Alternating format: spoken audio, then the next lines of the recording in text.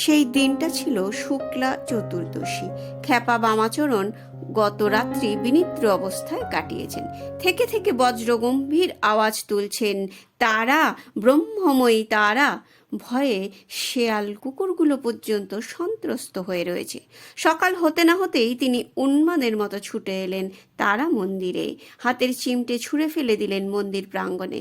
একেবারে উন্মাদ দশা উগরে দিলেন মা তারার প্রতি তার যেন জন্ম জন্মান্তরের ক্ষোভ। তো 14 পুরুষ উদ্ধার করে দেব, তুই সর্বনাশী রাক্ষসী, আমাকে কেউ ঠেকাতে পারবে না। তোর সর্বনাশে চূড়ান্ত করে ছাড়ব। তোর মন্দিরে আজ আমি বাজ ফেলবো, সব ধ্বংস করে দেব, ছাড়খাড় করে দেব। এমনই রাগে গজগজ করতে করতে মায়ের মূর্তির সামনে চোখ বন্ধ করে ধ্যানমগ্ন হলেন খ্যাপা বাবা। মন্দিরে যোগাড়ী ব্রাহ্মণ, দারোয়ান ও আশেপাশে যে যেখানে যে অবস্থায় ছিল ছুটে কাছে গিয়ে খ্যাপা বাবাকে শান্ত করার চেষ্টা করলো, কিন্তু সবই বৃথার চেষ্টা। দূরে দাঁড়িয়ে সন্ত্রস্ত হয়ে তারা দেখতে থাকলো খ্যাপা বামাচরণের কাণ্ড কারখানা। ধ্যানমগ্ন অবস্থায় তিনি অনেকটা সময় কাটিয়ে দিলেন। এদিকে সন্ধ্যা ঘনিয়ে এসেছে। তারা মায়ের মন্দির চত্বর, মহাশ্মশান, সর্বত্র ঘুটঘুটে অন্ধকার। সারাদিন যারা খ্যাপা বাবার কাণ্ড কারখানা দেখার জন্য কৌতূহলে ভিড় করেছিল, সন্ধ্যা হতে না হতেই তারা একে একে বিদায় নিল। এমনকি যোগাড়ী ব্রাহ্মণও ধূপদীপ জ্বালিয়ে কোনো রকমে সন্ধ্যা আরতি সেরে পালিয়ে বাঁচলেন। কিন্তু দারোয়ানের তো সে উপায় নেই। দূরে দাঁড়িয়ে সে ইষ্ট নাম জপ করতে লাগলো। খ্যাপা বামাচরণ হঠাৎ এক ঝটকায় আসন ছেড়ে উঠে পড়লেন। আকাশ স্বচ্ছ, তিলমাত্র মেঘ নেই। বামা আসন ত্যাগ করে তারা নামে চারিদিক কাঁপিয়ে তুললেন। অকস্মাৎ ভয়ঙ্কর শব্দে বাজ পড়ল। কর্কর শব্দে চারিদিক থরথর করে কেঁপে উঠল তারা মায়ের মন্দির। গ্রামবাসীরা প্রমাদ গুনল, ভাবল তবে খ্যাপা বাবার অভিসম্পাতি কি কার্যকর হলো? তারা মায়ের মন্দিরে সত্যি সত্যি বাজ পড়ল। কার্যত হলো তাই। মন্দিরের চূড়ায় বাজ পড়ল, ফাটলের সৃষ্টি হলো মন্দিরের গায়ে, কিন্তু আশ্চর্য ব্যাপার, মায়ের মূর্তির কোনো ক্ষতি হলো না। তারা মাকে অভিসম্পাত করে মন্দিরে ফাটল ধরিয়ে খ্যাপা বামাচরণের ক্রোধ প্রশমিত হলো না, বরং ক্রমেই তিনি উগ্র থেকে উগ্রতর হতে থাকলেন। সর্বদা গুম হয়ে বসে থাকেন। থেকে থেকে গম্ভীর স্বরে তারা মা তারা বলে গর্জে ওঠেন আর তার উদ্দেশ্যে গালিগালাজ করতে থাকেন। একদিন দুপুরে ঘটল আর এক অস্বাভাবিক ঘটনা। মন্দিরে ভক্ত এবং সাধু সন্তরা প্রসাদ খাচ্ছেন। পুজো হয়ে গিয়েছে অনেক আগেই। যোগাড়ী ব্রাহ্মণ মন্দির ধুয়ে মুছে পরিষ্কার পরিচ্ছন্ন করে দরজা বন্ধ করে দিয়েছেন। খ্যাপা বামাচরণ মহাশ্মশানে এতক্ষণ ধ্যানমগ্ন অবস্থায় ছিলেন। হঠাৎ তার ধ্যান ভঙ্গ হলো। বার কয়েক তারানাদে শ্মশান কাঁপিয়ে তুলে হঠাৎ তার মাথায় যেন পোকাগুলো কিলবিল করে উঠলেন।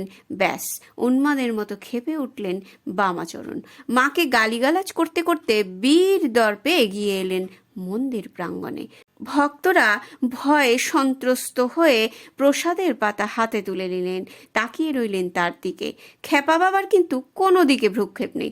অনর্গল গালিগালাজ করতে করতে তিনি মন্দিরে প্রবেশ করলেন।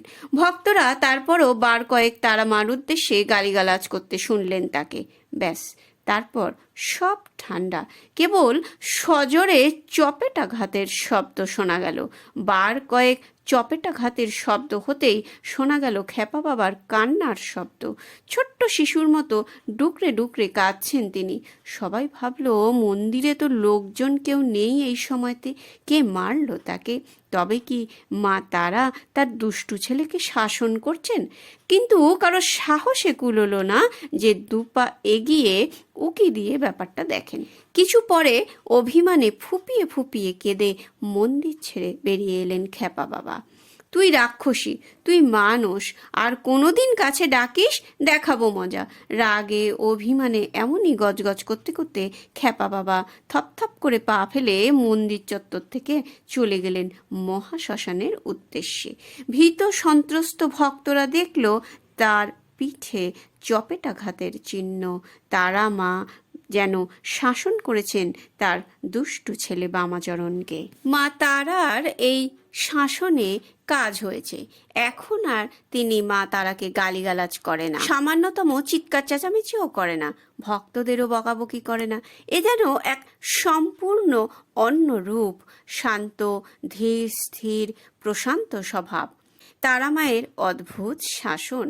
এখন তার কাছে একেবারে মুখোমুখি বসে উপদেশ শোনে ব্রাহ্মণ, চণ্ডাল, ধনী, দরিদ্র, রাজা, প্রজা সকলেই। সবাই তার চোখে সমান, তার কাছে সবাই মানুষ, শিবময় তার জগৎ। একদিন খ্যাপা বাবা অর্থনিমিলিত চোখে গম্ভীর মুখে বসে আছেন, আপন মনে কি যেন ভেবে চলেছেন। এমন সময় এক মাঝবয়সী পুরুষ এলো তার সামনে, মুখোমুখি বসলো, করজোড়ে নিবেদন করলো, বাবা আপনি অনাথের নাথ, অগতির গতি, আপনার পায়ে পড়ি, আমায় বাঁচান। খ্যাপা বাবা বলে উঠলেন, কি রে শালা তুই, সাত সকালে আবার জ্বালাতন করতে এলি? আগন্তুক নাছোড়বাঁধা করজোড়ে বারবার নিবেদন করতে লাগলো, বহু আশা নিয়ে এতটা পথ পাড়ি দিয়ে আপনার কাছে ছুটে এসেছি বাবা। খ্যাপা বাবা বললেন, বহু দূর থেকে এসছিস, আমার ভাগ্যি, এখন বল তোর কি হয়েছে। খ্যাপা বাবার কাছ থেকে কিছু ভরসা পেয়ে আগন্তুক বলে চলল, সপ্তাহখানেক আগে এক সন্ন্যাসী আমাকে বলেছে আমার সময় ঘনিয়ে এসছে, পূর্বজন্মের কৃতকর্মের ফলে সেদিনই 7 দিন পূর্ণ হয়েছে, আজই আমার সর্পাঘাতে মৃত্যু হবে। সন্ন্যাসী মহারাজই তাকে বলেছিলেন যে একমাত্র বামাখ্যাপাই পারেন তারাপীঠে তাকে এই দংশনের হাত থেকে বাঁচাতে। আগন্তুকের দিকে বামাখ্যাপা তাকিয়ে রইলেন। ভালোই তো, তোর কপালে যখন মৃত্যু রয়েছে মারা যাবি, এতে আর এত দুঃখ পাওয়ার কি আছে? শালা তোরা পাপ করবি আর ফল ভোগ করব আমি, তাই না? যা ভাগ। মৃত্যু ভয়ে ভীত আগন্তুক মাটিতে শুয়ে পড়ে খ্যাপা বাবার পা জড়িয়ে ধরে আকুল হয়ে কান্না জুড়লেন, বাবা আজ সেই 7 দিন পূর্ণ হচ্ছে। জানি রে শালা, জানি, যা খুঁজে দেখ গে কোথায় ওঝা বদ্যি আছে, দেরি করিস নে, একটু পরেই মা মনসার বাহন তোকে গিলতে আসবে।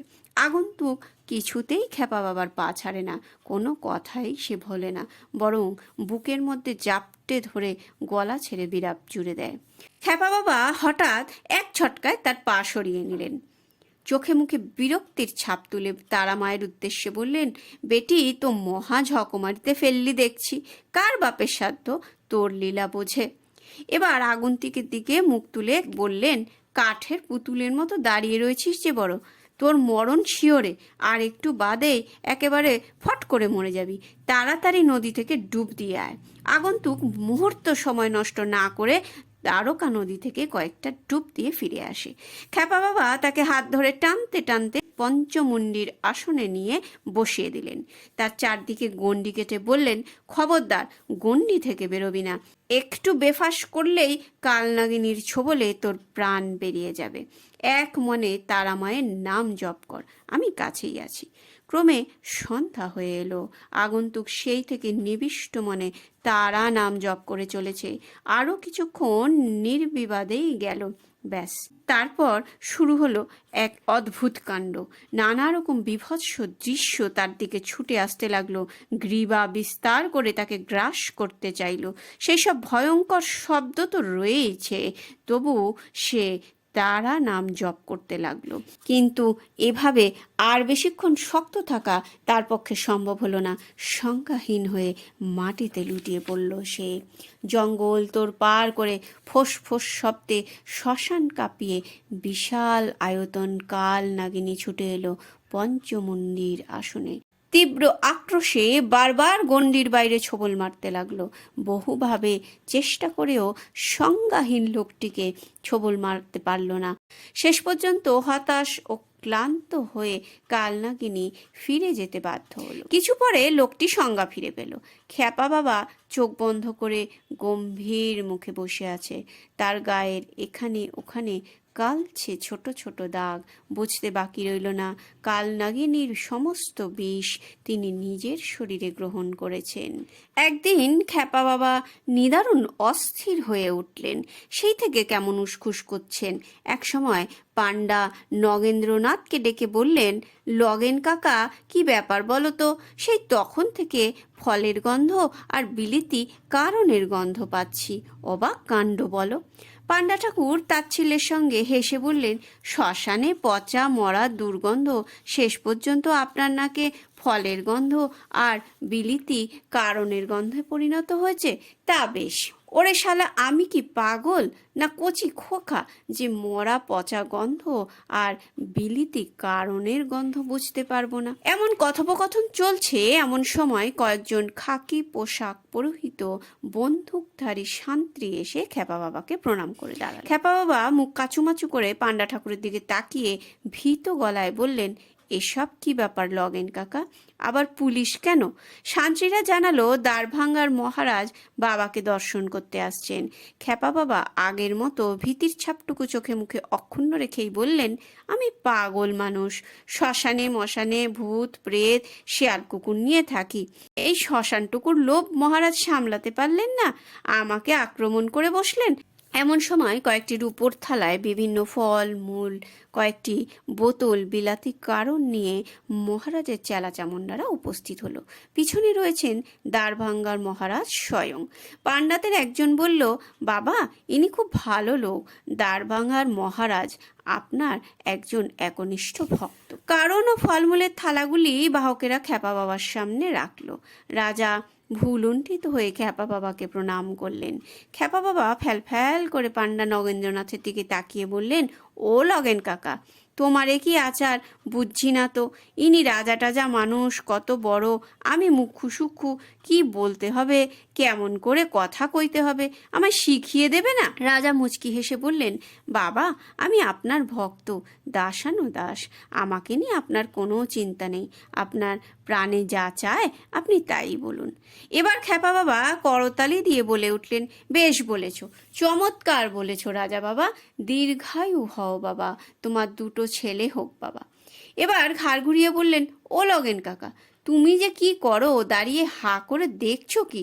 রাজাধিরাজ এসছেন, কারণ বাড়ির বোতলগুলো সে কোত্থেকে বয়ে এনেছেন, একটা খুলে দাও। রাজা খ্যাপা বাবাকে আবার ভুলুণ্ঠিত হয়ে প্রণাম করে করজোড়ে নিবেদন করলেন, বাবা, আমি অপুত্রক, তাই। রাজার মুখের কথা কেড়ে নিয়ে খ্যাপা বাবা বললেন, আমি জানি, তাই তো এমন কথা বললাম। পাণ্ডা নগেন্দ্রনাথ একটা কারণের বোতল খুলে খ্যাপা বাবার হাতে দিলেন। তিনি বোতল উপর করে গলায় ঢালতে ঢালতে হঠাৎ থেমে গেলেন। সামান্য কারণ মাটিতে ঢেলে কালু নামে কুকুরকে ডেকে বললেন, খা। কালু এগিয়ে এসে বার কয়েক শুকে সরে গেল। তিনি এবার হাতের বোতলটি ছুঁড়ে ফেলে দিয়ে বললেন, কুকুরে খায় না এমন বস্তু দেবতার ভোগে লাগে? ব্যাপার দেখে রাজা খুবই সন্ত্রস্ত হয়ে পড়লেন। বাবা, আমি অতি অভাগা, পুত্রহীন। রাজার মুখের কথা কেড়ে নিয়ে বামাখ্যাপা বললেন, বললুম তো, আমি জানি। তারা মা আমার জিহ্বাগ্রে ভর করে বলে দিলেন, রাজাধিরাজ বাবার দুটো ছেলে হবে, বলে দে। ব্যাস, আমিও বলে দিলুম।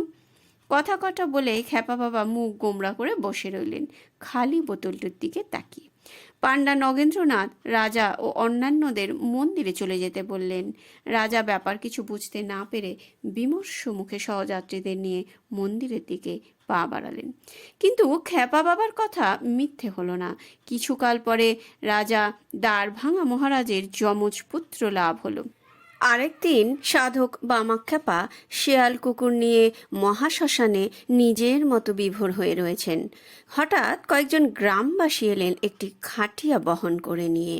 খাটিয়াটি গাছতলায় নামিয়ে রেখে তারা এলেন খ্যাপা বাবার কাছে। ভুলুণ্ঠিত হয়ে প্রণাম করতেই খ্যাপা বাবা একটু বিরক্ত হয়েই বললেন, শালা কোথাকার, মরা ফেলে রেখে ভক্তি দেখাতে এসেছিস? তোদের মরা যে শিয়াল কুকুরের টানাটানি করবে রে, যা আগে ওটার সদ্গতি কর, ওর গলা পর্যন্ত যে পাপ।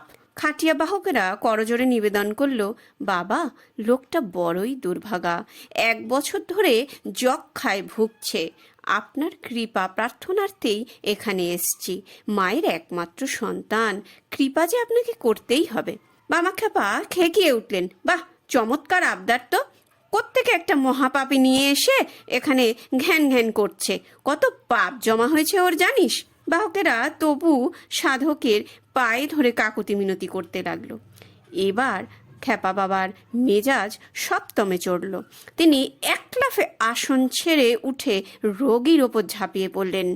আচ্ছা করে কণ্ঠনালী টিপে ধরে বলে উঠলেন, শালা, পাপ করার সময় খেয়াল ছিল না? বল, আর কোনো দিন পাপে মতি যাবে? রোগীর চোখের মণি দুটো প্রায় ঠিকরে বেরিয়ে আসছে, মুখ দিয়ে বেরিয়ে এলো কয়েক ফোঁটা রক্ত। গ্রামবাসীরা পড়ল মহাবিপদে। ভাবলো এ যে হিতে বিপরীত হতে চলেছে। অর্ধেক মরা ছিল খ্যাপা বাবার, এবার তাকে মেরেই না ফেলেন। আরও কয়েক মুহূর্ত পরে রোগীকে খাটিয়া থেকে ফেলিয়ে দিয়ে খ্যাপা বাবা বলে উঠলেন, যাস শালা, এ যাত্রা বেঁচেই গেলি। যে রোগী গত 2 মাস ধরে পাশ ফিরে শোবার ক্ষমতা ছিল না, এবার সে দিব্যি উঠে বসল।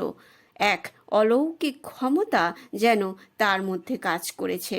স্বাভাবিক স্বরে খাবার জল চাইল, তারপর পেট দেখিয়ে বলল, বড্ড খিদে পেয়েছে, যা হোক কিছু খেতে দাও। আমার আর মোটেই রোগ যন্ত্রণা নেই, আমি সম্পূর্ণ সুস্থ। 1317 সালের কথা। খ্যাপা বাবা তারাপীঠ ভৈরব সাইথিয়ায় অনন্ত বন্দ্যোপাধ্যায় বাড়িতে এসেছেন। তিনি বাবার খুব ভক্ত মানুষ। সারাদিন ভক্তদের নিয়ে ঈশ্বর আলোচনার মধ্যে বেশ আনন্দেই কাটালেন তিনি। এবার তাকে ফিরতে হবে তারাপীঠে, দিনের শেষ গাড়িটাতে। গাড়ির সময় হয়ে গেছে, বাবার হুঁশই নেই। গাড়ি কিন্তু প্ল্যাটফর্মে দাঁড়িয়ে। গার্ডের সিগন্যাল পেয়েই ড্রাইভার গাড়ি ছাড়লো, কিন্তু গাড়ি গেল দাঁড়িয়ে। সামনেও চলে না, পেছনেও চলে না। ড্রাইভার বহুভাবে পরীক্ষা নিরীক্ষা করলো, ইঞ্জিনে কোথাও কোনো দোষ নেই, সব ঠিকঠাক। কারণ বের করার জন্য ড্রাইভার ও গার্ড অনন্ত প্রয়াস চালালো, কিন্তু সব বৃথা। ইঞ্জিনের কোনো দোষই তারা ধরতে পারলো না। গাড়ি ছাড়তে দেরি হচ্ছে দেখে যাত্রীরাও অস্থির হয়ে পড়ল। চিৎকার চেঁচামেচি শুরু হয়ে গেল। শেষ পর্যন্ত অন্য উপায় না দেখে স্টেশন মাস্টার রামপুরহাট স্টেশনে ফোন করে একটি অন্য ইঞ্জিন আনালেন। গাড়ির সঙ্গে তা জুড়ে দেওয়া হলো, কিন্তু বৃথা চেষ্টা। গাড়ি যেখানে ছিল সেখানেই রইল, বিন্দুমাত্র নড়চড় হলো না। এমন সময় গাড়ির যাত্রীদের মধ্যে হঠাৎ হইচই পড়ে গেল। ওই যে খ্যাপা বাবা আসছেন। গাড়ির কথা ভুলে সবাই ছুটল বাবাকে দর্শন ও প্রণাম করতে। কিছু সময় আরও কেটে গেল, গাড়ি দাঁড়িয়েই রয়েছে। এবার সাধক বামাখ্যাপা গাড়িতে উঠলেন। যাত্রীদের মধ্যে কয়েকজন করজোড়ে নিবেদন করলো, বাবা, গাড়িকে চলতে বলুন, অনেক দেরি হয়ে গেল যে। এবার খ্যাপা বাবা মুচকি হেসে বললেন, তাই বুঝি? ঠিক আছে, বলছি, তোরা সব গাড়িতে উঠগে। এবার গলা ছেড়ে বললেন, জয় তারা, তারা মা, চল। ব্যাস, গাড়িও এগিয়ে চলতে শুরু করলো। সন 1328। সাধক বামাখ্যাপা বাবা প্রায়ই সমাধিস্থ অবস্থায় থাকেন। যখন জাগেন মুখে জয় তারা নাম, আর দু চোখের কলবে আনন্দ অশ্রু ঝরতে থাকে। কেউ কিছু জিজ্ঞাসা করলে শিষ্য ভক্তদের সামান্য 2-1 কথায় সংক্ষেপে উত্তর দেন। 2রা শ্রাবণ খ্যাপা বাবা তার মানব লীলা সম্পন্ন করে অনন্ত সুন্দর আলোকে বিলীন হয়ে গেলেন তার তারা মায়ের চরণে। সাধক বামাখ্যাপা বাবাকে আমার